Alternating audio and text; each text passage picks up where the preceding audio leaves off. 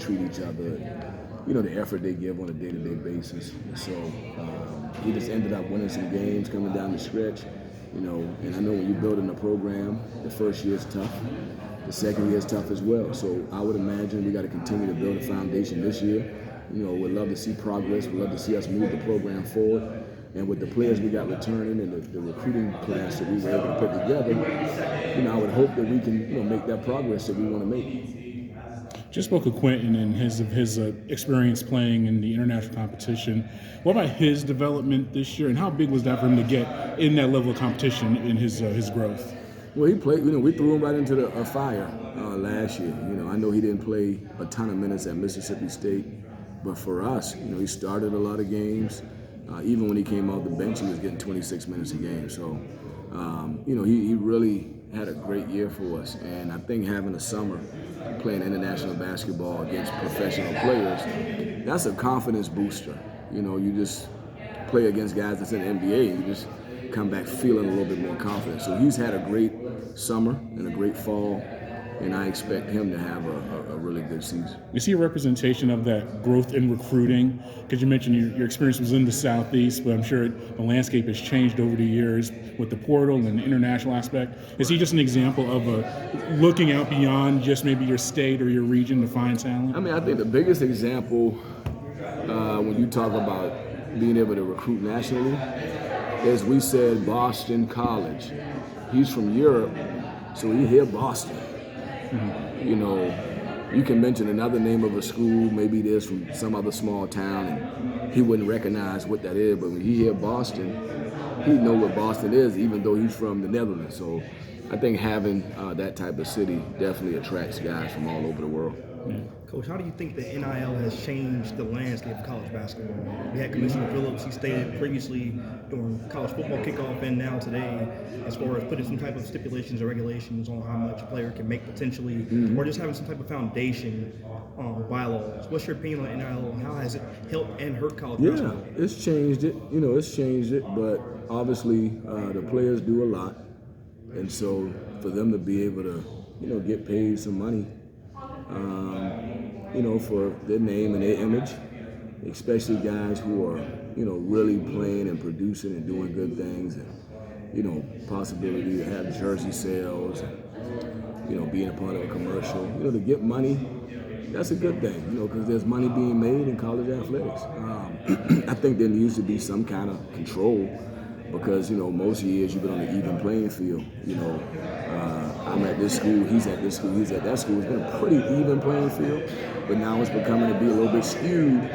And, I think they got to balance the playing field back out. But the fact that the players can get something off of their efforts, I think that's a positive. I asked Leonard Hamilton and Coach Capel about their opinions on the NCAA tournament and expansion. Do you think the NCAA tournament should be expanded? I think Jim Lehrer, coach from Miami, also said the same thing as far as expanding the tournament.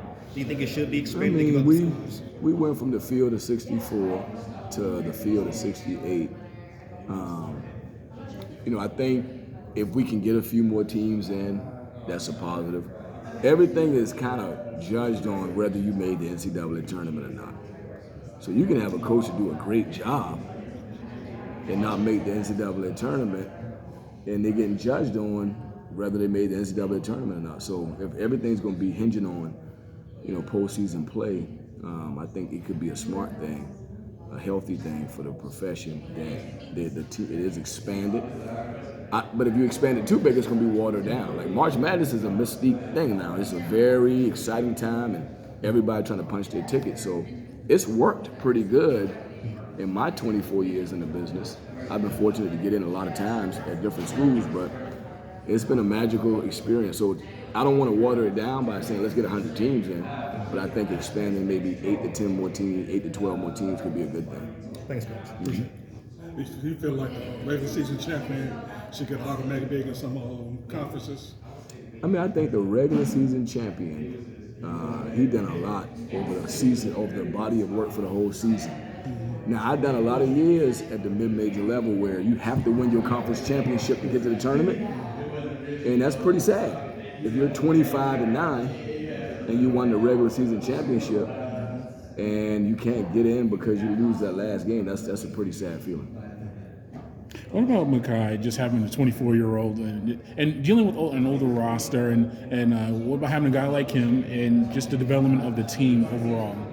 I know that's a lot there, but I mean, about look, Makai and just helping the team get together. Yeah, experience is priceless. yeah, Very talented freshmen at times have a hard time having the confidence and just the poise in tight moments. But when you've been in college for 5 or 6 years, you've seen every moment.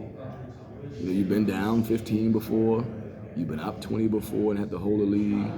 You've probably been in the postseason before. You dealt with teams that had injuries. Like, so you've seen a little bit of everything. So it's a calming effect when you have an experienced guy. So I think having a roster like we have, we shouldn't be phased in too many situations because we got, multiple guys that have been in for 3, 4, or 5 years. yeah. And last thing on that, roster management. How has that changed from your time at Charleston, and even as an assistant at your other positions, to now you're not only dealing with 5th and 6th year seniors, but with the transfer portal? How has the landscape changed of handling the COVID year and all that? Yeah, stuff? we used to know all the time. Hey, look, we got 2 scholarships to fill. Yeah. Because we got 2 seniors. But now you don't know. But I think that's something that we can't necessarily control. I think you continue to operate the way you always operate. Keep the core of it. The reason we're in the profession is to help the young man develop and grow and become the best person he can be. So you gotta be honest with him. And sometimes if that honesty is uncomfortable, you can't worry about if I'm honest with him, is he gonna transfer?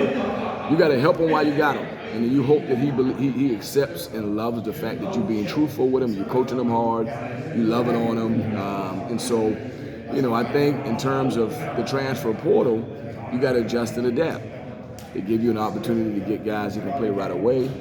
You hope that you can keep your players around for 4 years and they can get a degree and you can impact their lives. But we just got to adjust and adapt accordingly. Do you see the